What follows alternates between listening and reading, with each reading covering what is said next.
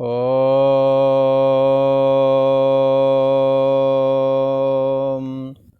ओम गुरु ब्रह्मा गुरु विष्णु गुरुदेव महेश्वरा गुरु साक्षात् परम ब्रह्म तस्मै श्री गुरुवे नमः। योगेश्वर श्री कृष्ण भगवान की जय। ऐं सरस्वत्यै नमः। पूर्व का प्रसंग चल रहा था। भगवान श्री कृष्ण कहते हैं कि निष्काम भाव से भजन करने वाले जो हमारे प्रेमी भक्त हैं, वो समस्त कामनाओं का त्याग करके यहाँ तक कि योग क्षेम का भी वो परवाह नहीं करते। योग क्षेम का मतलब है जो उनको धन संपत्ति अथवा और भी कोई वस्तु पदार्थ आदि यह उनके पास प्राप्त है, तो भगवान की भक्ति करते हुए वो उसकी रक्षा की जिम्मेदारी भी भगवान पर छोड़ देते हैं। इसलिए वो सुरक्षा पर भी ज़्यादा ध्यान नहीं देते हैं। जैसा भगवान करेंगे वैसा होवेगा, ऐसा विचार करके वो सदैव अपने मन को, अपनी इंद्रियों को भगवान की भक्ति में लगाए रखते हैं। और जो प्राप्त है उसकी रक्षा की जिम्मेदारी भी ठाकुर के भरोसे होती है उनकी, और जो प्राप्त नहीं है वो ठाकुर जी सब प्राप्त कराएंगे, ऐसा उनका विश्वास होता है। इसलिए ये अनन्य भाव से भजन करने वाले जो हैं, जिनके लिए रामचरितमानस में कहा है, तुम्हें छोड़ गति दूसर नहीं। परम ब्रह्म परमात्मा श्री कृष्ण को छोड़ करके, परमात्मा नारायण को छोड़ करके, अथवा राम को छोड़ करके, अथवा जो शिव जी का पूजन करते हैं, शिव जी पर निष्ठा वाले हैं, हाँ वो भी ऐसा कर सकते हैं, शिव जी के अलावा दूसरा नहीं। तुम्हें छोड़ गत दूसर नहीं, राम बसो तिनके मन माही। ये परमात्मा किसके बस में, किसके मन में रहता है, तो इसके लिए कह दिया कोई दूसरी गति नहीं। जो प्राप्त है हाँ ठाकुर जी सब करेंगे, और जो अप्राप्त है उसकी प्राप्ति भी कराएंगे। पर ये सबके लिए नहीं है, ये अकर्मणों के लिए ये बात नहीं कही गई है। यदि किए बगैर सब कुछ प्राप्त होने लगे तो सभी निठल्ले हो जाएं। यहाँ पर उन भक्तों की बात है जिन्हों का चित्त इतना लगा हुआ है कि वो अपने इन कार्यों में ध्यान नहीं दे पाते, इन कामों के प्रति विस्मृति सी हो गई है परमात्मा की भक्ति की वजह से। ऐसे भक्तों का भगवान श्री कृष्ण स्वयं पालन करते हैं। जो वस्तु उन्हें प्राप्त नहीं है उसकी प्राप्ति कराते हैं, और जो प्राप्त है उसकी सुरक्षा भी करते हैं। और कैसे करते हैं, रामचरितमानस में तो बड़ा विचित्र कहा है। वहाँ तो कहते हैं, करौं सदा तिन कर रखवारी, जिम बालक राखै महतारी। जैसे बालक की सुरक्षा उसकी माता करती है, भगवान भी अपने भक्त की ऐसे ही सारी देख रेख करने लगते हैं। पर तुम्हें छोड़ गत दूसर नहीं, या प्रभु छोड़ गत दूसर नहीं। यदि भगवान को छोड़ करके और कुछ दूसरा विषय नहीं रह गया है, पता लगा हम भगवान का भजन कर रहे हैं, बोले हमारे साथ ऐसा हो गया वैसा हो गया। अरे भाई, तुम्हारे 20 विषय हैं, भगवान के लिए थोड़ी समय के लिए माला लेके बैठ गए, अथवा कुछ चर्चा कर ली, मंदिर चले गए, इतने मात्र से। पर ये भक्त कैसा है, ये भक्त ऐसा, इसके अंदर दूसरी वृत्ति नहीं फुर रही है, कोई दूसरा सोचता नहीं है। ऐसे के लिए भगवान स्वयं ही उसकी जिम्मेदारी उठा लेते हैं। भगवान श्री कृष्ण कहते हैं, ऐसे अनन्य भाव से मेरा जो भजन करते हैं उनका तो मैं योग स्वयं वहन करता हूँ। उन्हें जो चीज़ नहीं है उनके पास प्राप्त कराता हूँ, जो प्राप्त है उसकी सुरक्षा भी करता हूँ। एक अर्थ और भी करते हैं, जो ज़्यादा गहरे में डूब गए परमात्मा को जानना चाहते हैं, भक्ति में लगे हुए हैं, तो जो साधना पिछले जन्म की है वो खराब नहीं होने देते। ये जीव, हाँ, ये पुरुष जन्मांतर से जो साधना करने के निमित्त साधु हो जाते हैं, तपस्या आदि कर्म में बचपन से ही लग जाते हैं, भले ही साधु ना बने और उन्हों की परमात्मा के अलावा और कहीं वृत्ति नहीं ठहरती है, ऐसे लोगों को समझना चाहिए कि ये जन्मांतर की साधना इनके साथ है। तो भगवान श्री कृष्ण तो ऐसा कहते हैं कि जन्मांतर के साधना जो तुम्हारी है उसकी तो रक्षा करेंगे, अर्थात खराब नहीं होने देंगे, और आगे की रास्ता का मार्ग भी स्वयं दिखाएंगे। किसी ने कहा कैसे? ऐसे दिखाएंगे, कोई संत मिला देंगे, कोई गुरु मिला देंगे, बहुत सारे ऐसे मोड़ जीवन में आएंगे जहाँ से आपको वो निकाल करके साधन भजन के लिए फ्री कर देंगे। तो क्या है, जैसे आपको योग साधना नहीं आती, कोई योगी गुरु मिला देंगे। आपको शास्त्र का ज्ञान नहीं है, शास्त्र का ज्ञान कराने वाला मिला देंगे। तो इस तरह से ईश्वर कृपा करता है, और ईश्वर की प्रथम कृपा तो यही है कि उसने हमें शरीर जो दे दिया है। अब इस मनुष्य शरीर में हम अपना हित सोच सकते हैं, जानवर के शरीर में हम ये नहीं सोच सकते थे। इसलिए बड़े भाग मानुष तन पावा, बड़े भाग, जब भाग बढ़ते हैं, तो बोले कैसे भाग बढ़ते हैं? अब बोले एकदम तो कोई राजसु यज्ञ तो कर नहीं सकता, ना अश्वमेध कर सकता है, ना वाजपेयी यज्ञ संपादन कर सकता है। थोड़ा थोड़ा करके बूंद बूंद करके घड़े कम में पानी इकट्ठा करके लोग घड़ा भर लेते हैं। ऐसे ही कभी नवरात्रि का व्रत है, कभी श्री कृष्ण जन्माष्टमी का व्रत है, तो कभी राम नवमी का व्रत है, ऐसे कभी महाशिवरात्रि का व्रत है, और रह गए। तो इस तरह से ये तपहा कर्म हो गया, इससे भाग्य बनता है। इसलिए बड़े भाग, धीरे धीरे करके किसी के साथ उपकार कर दिया, प्रति उपकार की इच्छा नहीं रखी, बदले में ये हमारा कुछ कर दे ऐसी इच्छा नहीं रखी, दूसरों के काम में आप लग गए और दूसरों के चित्त को आपने प्रसन्न कर लिया। कैसे? अपनी सेवा आदि के द्वारा। तो क्या है, ये सारे भाग बढ़ते हैं।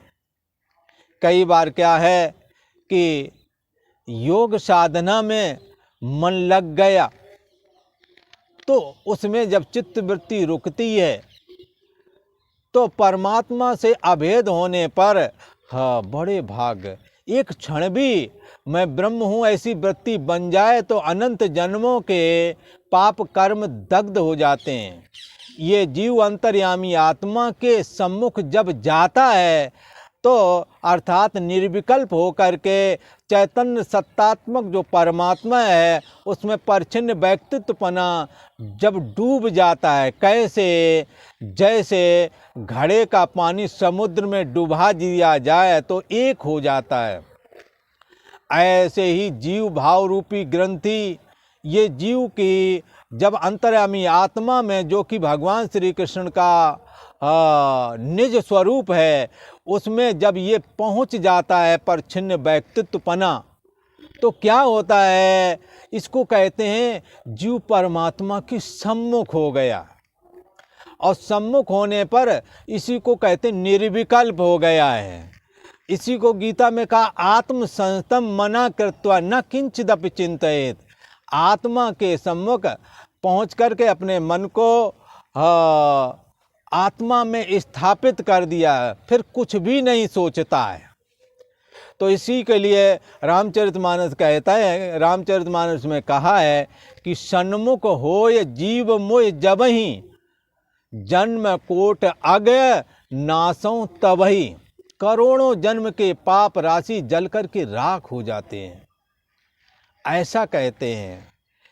इसलिए ये अनन्य भाव से चिंतन करता हुआ साधक जब परमात्मा में एक ही भाव को प्राप्त हो जाता है, फिर तो भगवान की जिम्मेदारी आ जाती है, क्योंकि उसकी चित्तवृत्ति अब परमात्मा से अलग हो करके नहीं सोचती है। इसलिए मन मना भव मद भक्ता मद्याजी माम नमस्कुरु। तो मेरे को नमस्कार करो, मन मना भव, मेरे मन वाले हो जाओ। तो ये जो साधक है, ये जो प्रेमी भक्त है, ये भगवान के मन वाला हो गया है। अब क्या है, भगवान इसकी सारी जिम्मेदारी उठाए हुए हैं। ऐसे भक्तों के लिए ही कहा है, करो सदा तिनकै रखवारी। ऐसे भक्तों के लिए ही गीता कहती है, योग क्षेमम बहाम्यहम। योग और क्षेम अर्थात जो प्राप्त है उसकी रक्षा, और जो प्राप्त नहीं है उसको प्राप्त करा देना। ये भगवान कहते, ये काम उस भक्त का मैं स्वयं ही करता हूँ। और हे अर्जुन, मैं तो समस्त यज्ञों का भोक्ता हूँ और स्वामी भी हूँ, इस जगत का यज्ञ का भी स्वामी हूँ।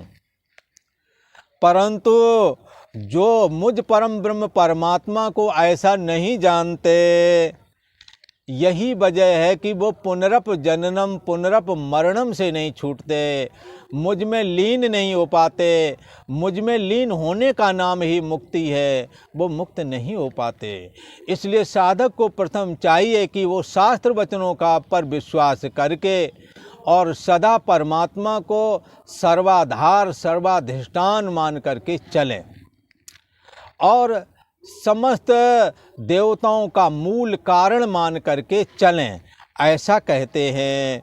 और ऐसा करने से फिर क्या होवेगा, ऐसा करने से ये साधक परमात्मा में लीन होने के योग हो जाएगा। इसका मन समरूप परमात्मा से फुरा है, तो ये समरूप परमात्मा में फिर लीन हो जाता है, ऐसा कहा। और अन्य देवी देवताओं की जो उपासना करते हैं, हाँ, वो भी जाने अनजाने मेरी उपासना करते हैं, ऐसा भगवान ने कहा। पर जान के करेंगे तो मुक्त हो जाएंगे, अनजान में अन्य देवी देवताओं की उपासना करेंगे तो उनसे जो तुमने कामना की है वो कामना की पूर्ति हो जाएगी, और पूर्ति हो जाने पर आपका वो पुण्य कर्म खत्म हो जाएगा। पर भगवान की भक्ति करने वाला जो भक्ति रूप कर्म है, इसका अनंत फल है, ये कभी खत्म नहीं होता। ये तो परमात्मा से जोड़ देता है, जोड़ ही नहीं देता, परमात्मा में लीन करा देता है, ऐसा कहा। पर जिस देवी देवताओं की आप उपासना करेंगे, और उपासना तब कर सकेंगे जब उस देवी देवता के प्रताप की श्रद्धा होवेगी, और जैसी श्रद्धा होवेगी और देवी देवता का भी जो पावर होवेगा, उसी के अनुसार वो तुम्हें फल भी देवेगा। तो उसके लिए कहते हैं, आप जिन देवताओं की पूजा करोगे उन्हीं के लोकों को प्राप्त भी हो जाओगे। पर क्षीणे पुण्य मर्तलोके विशन्ति, पुण्य क्षीण होने पर तुम्हें मृत्युलोक में जाना पड़ेगा। जैसे उदाहरण के लिए भगवान श्री कृष्ण कहते हैं, हे अर्जुन, ये जो गीता का 9वां अध्याय, इसका 25वां श्लोक है, ये इसके विषय में भगवान श्री कृष्ण कहते हैं कि जैसी आप उपासना करोगे वैसा ही आपको फल की प्राप्ति होवेगी। यदि तुम मुझ अनंत परम ब्रह्म परमात्मा की उपासना करोगे, सर्वाधिष्ठान सर्वाधार जो मैं परम ब्रह्म परमात्मा हूँ, यदि तुम मेरी उपासना ऐसा जान के करोगे तो निश्चय ही आप मुझ में लीन हो जाएंगे, आपको हमारी ज्ञान वैराग भक्ति मिलेगी, आप कैवल्य निर्वाण को प्राप्त हो सकेंगे, आप वैकुंठ धाम को जा सकेंगे, गोलोक धाम को जा सकेंगे। तो पर अन्य देवी देवताओं के विषय में तो भगवान ने कहा, हे अर्जुन, यान्ति देवव्रता देवान् पितॄन् यान्ति पितृव्रताः भूतानि यान्ति भूतेज्या यान्ति मद्याजिनोऽपि वा। भगवान श्री कृष्ण कहते हैं, हे अर्जुन, देवव्रता देवान यान्ति, जिन्होंने देवताओं को प्रसन्न करने का व्रत लिया है, जो देवताओं पर श्रद्धा रखने वाले हैं और उनकी पूजा अर्चना में लगे रहते हैं, उनके लिए भगवान श्री कृष्ण कहते हैं, देवव्रता देवान यान्ति, वो देवताओं की उपासना करने वाले ये देवताओं को प्राप्त हो जाते हैं, ऐसा कहा। और पितृव्रता पितॄन् यान्ति, और पितरों की उपासना करने वाले, जो पितरों की उपासना करते रहते हैं, इन पितरों की उपासना करने वालों को पितर लोक की प्राप्ति हो जाती है। और भूतेज्या यान्ति भूतानि, और कई भूत प्रेतों की ही पूजा में लगे रहते हैं। बंधुओं, भूत प्रेत की पूजा में ना लग के भगवान की पूजा में लगना चाहिए। यदि भगवान का आप चिंतन करेंगे तो भगवत वृत्ति बनेगी, और भूतों का चिंतन यदि करोगे तो भूतों जैसी वृत्ति बनेगी, और अंत तक मरते मरते भूतों जैसे आचरण हो जाएंगे, और वैसे ही विकृति चेहरा की आकृति हो जाएगी, और आप भूत योनि में जा सकते हैं। इसलिए हमें क्या करना है, इस भूत योनि से में ना जाना पड़े, और परमात्मा की यदि भक्ति करोगे तो परमात्मा के लोक में, परमात्मा में लीन हो जाओगे, मुक्ति हो जाएगी, ज्ञान वैराग भक्ति भी मिलेगी। यहाँ आपका जीवन भक्ति से भर कर के आनंदित रहेगा, और अंत में कैवल्य निर्वाण, भगवान के लोक अथवा भगवान में लीन हो जाओगे। तो यहाँ कहते हैं कि देवताओं की पूजा करने वाले देवताओं को प्राप्त होते हैं, और पितरों की पूजा करने वाले पितरों को, पितरलोक को प्राप्त हो जाते हैं, और भूतों की पूजा करने वाले भूत बन जाते हैं। पर हे अर्जुन मद्यः जिनः, तो पर हे अर्जुन, जो मेरा पूजन करने वाले लोग हैं, तो मद्यः जिनः, मेरे लोग भगवान के लोग कौन है? भगवान के भक्त, मेरा पूजन करने वाले, मेरा पूजन करने वाले जो भगवान के भक्त हैं, तो कहते हैं कि वो मुझको ही प्राप्त होते हैं। कैसे प्राप्त होते हैं? क्योंकि उनके अंदर परमात्मा के अलावा और किसी दूसरे का चिंतन नहीं रह जाता है। कहा ना रामचरितमानस, तुम्हें छोड़ गति दूसर नहीं, और कुछ सोचता ही नहीं है। गाइए राम सुमरिय राम, संतत जपे राम गुण ग्राम। परमात्मा की लीला कथाओं को सुनता है, उनका नाम जपता है, भगवान श्री कृष्ण की गीता सुनता है, सुनाता है, विचार करता है। भगवान श्री कृष्ण के गीता की ये महिमा है, हर एक श्लोक का महात्म है, हर एक अध्याय का महात्म है, हर एक श्लोक यहाँ मंत्र है। और भगवान श्री कृष्ण ने तो यहाँ तक कह दिया, जो हमारी गीता सुनता है और हमारे भक्तों को सुना देता है, उससे बढ़कर के हमें कोई प्रिय नहीं है, ऐसा कहा है भगवान ने। भगवान श्री कृष्ण कहते हैं कि ये मद्याजिनः, अर्थात मेरा पूजन करने वाले जो मेरे भक्त हैं, माम अपि यान्ति, वे मेरे को ही प्राप्त हो जाते हैं। किसी ने कहा तो इसमें खासियत क्या है, भगवान क्या कहना चाहते हैं? तो भगवान यहाँ कहना चाहते हैं, आप जिसका चिंतन करोगे आप उसकी वृत्ति में डूबे रहेंगे। जैसे पुरुष स्त्री का चिंतन करता है प्यार के वशीभूत हो कर के, स्त्री पुरुष का, पुरुष स्त्री का, और इन्हों में एक दूसरे के प्रति एक दूसरे के भाव प्रकट हो जाते हैं, एक दूसरे के अंदर की बात जानने लगते हैं, क्योंकि हृदय जो मिला हुआ है। तो ये क्यों जानते हैं? जो जिसका चिंतन होता करता वही रूप हो जाता है। भगवान कहते हैं यदि चिंतन ही करना और चिंतन से चिंतन करने वाले का भाव आ जाता है तो तुम मेरा चिंतन करो ना, जिससे कि मेरा भाव अंदर में आ जाए। मैं नित्य मुक्त हूँ, मैं आत्मा हूँ, मैं ब्रह्म हूँ, मेरे से सारी सृष्टि उदय होती है, मुझ में स्थित है, मुझ में लीन हो जाती है। इस सृष्टि से पहले मैं था और जब सृष्टि नहीं रहेगी तो बाद में बचूंगा भी मैं ही। मेरा तो ऐसा भाव है। मैं देह भाव को थोड़े समय के लिए स्वीकारते हैं और जीव भाव भी थोड़े समय के लिए, ईश्वर भाव महाप्रलय तक के लिए स्वीकारते हैं। पर अहम आत्मा गूढ़ा के सर्वभूताशय स्थिता, मैं आत्मा हूँ और संपूर्ण भूत प्राणियों के हृदय देश में मैं रहता हूँ। ये अंतर्यामी स्वरूप भगवान श्री कृष्ण का जो चैतन्य सत्तात्मक है, ये सदा रहता है। ऐसा भाव मेरा है। मैं सत्तात्मक स्थिति, सबकी आत्मा बन कर के स्थित हूँ। ये ज्ञान स्वरूप भगवान श्री कृष्ण माया को स्वीकार करके ईश्वर हो जाते हैं, मन को स्वीकार करके जीव हो जाते हैं, देह को स्वीकार करके वसुदेव देवकी के पुत्र हो जाते हैं। पर ये देह भाव, जीव भाव और ईश्वर भाव, हाँ, ये समय समय पर आते और जाते हैं।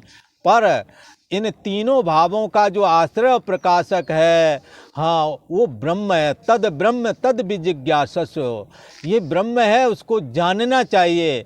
और वो कहाँ है? वो आपके हृदय में है। सो प्रभु और नहीं, सो तू है।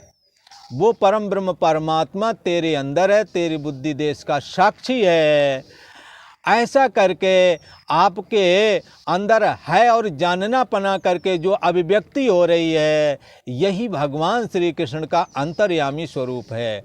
और भगवान श्री कृष्ण को सदा ऐसा ही भाव रहता है कि मैं अजन्मा हूँ, मैं अविनाशी हूँ, मैं अमृत स्वरूप हूँ, मैं सत्तात्मक हूँ, मैं संपूर्ण जगत का आधार हूँ, मैं संपूर्ण जीवों की बुद्धि देश का साक्षी हूँ, मैं सर्वाधार हूँ। यदि मेरा चिंतन करेगा, मेरा स्मरण यदि कोई मेरा भक्त करेगा तो उसके अंदर यही भाव प्रकट हो जाएगा।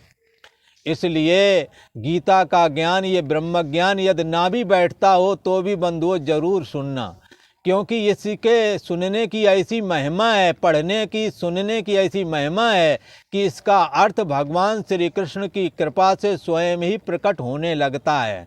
इसलिए भगवान उन पर कृपा करते हैं जो उनका चिंतन करते हैं, जो उनकी लीला कथाएं सुनते हैं, जो गीता ज्ञान सुनते हैं।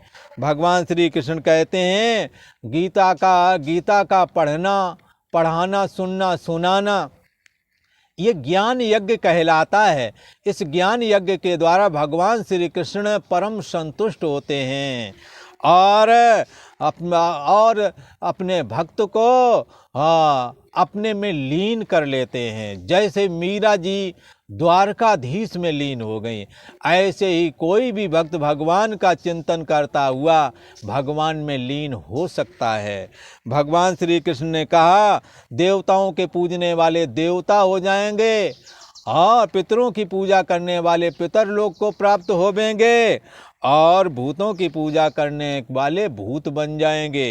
हाँ, भूतों को प्राप्त हो जाएंगे। पर मेरा भक्त जो है, हाँ, मुझको ही प्राप्त होता है, क्योंकि उसने हमारे को संपूर्ण भूत प्राणियों का महान ईश्वर जान करके ही साधन भजन प्रारंभ किया था। इसीलिए उसे ऐसा लगता है कि भगवान श्री कृष्ण के अलावा और कोई देव है ही नहीं। एको देवा देवकी पुत्र एव, एक ही देवता है, वो है देवकी के पुत्र के रूप में जो प्रकट हुआ है। ये परमात्मा नारायण साक्षात भगवान श्री कृष्ण ही हैं। हाँ, या परमात्मा नारायण ही श्री कृष्ण के रूप में विद्यमान हैं। ऐसा समझना चाहिए। जो मेरा भक्त मेरा इस प्रकार जान करके अनन्य भाव से जब चिंतन करता है तो मेरे को प्राप्त हो जाता है, अर्थात उसका पुनरप जननम पुनरप मरणम वाला सिलसिला खत्म हो जाता है और सदा सदा के लिए मुक्त हो जाता है। यदि उसके भगवान के लोक में जाने की इच्छा है तो भगवान उसे अपने लोक में भेज देते हैं। यदि वो यहीं परमात्मा में लीन होना चाहता है तो आत्मसंस्थम मना कृत्वा न किंचिदप चिंतयेद, फिर अंतर्यामी स्वरूप से जो भगवान श्री कृष्ण सबका आत्मा बने हुए हैं उसमें अपने मन को स्थापित करके फिर कुछ भी नहीं सोचना है, अर्थात जीव भाव को ब्रह्म भाव में लीन कर लेता है, अर्थात यहीं मुक्त हो जाता है। इसलिए भगवान की भक्ति से बढ़कर के और कुछ नहीं। भक्ति एक ऐसी है जो भगवान में लीन करने योग्य समस्त सद्गुणों को प्रकट कर देती है, ऐसा कहा। इसलिए ये श्लोक एक बार स्मरण करते हैं। यान्ति देवव्रता देवान् पित्रेण यान्ति पितृव्रताः भूतानि यान्ति भूतेज्या यान्ति मद्याजिनोऽपि माम्। देवताओं को पूजने वाले देवताओं को प्राप्त होते हैं, पितरों को पूजन करने वाले पितरों को प्राप्त होते हैं और भूतों को पूजने वाले भूतों को ही प्राप्त होते हैं। परंतु मेरा पूजन करने वाले भक्त निश्चय ही मुझको ही प्राप्त होते हैं, अर्थात उनका पुनर्जन्म बंद हो जाता है। आज इतना ही। ओम शांति शांति शांति।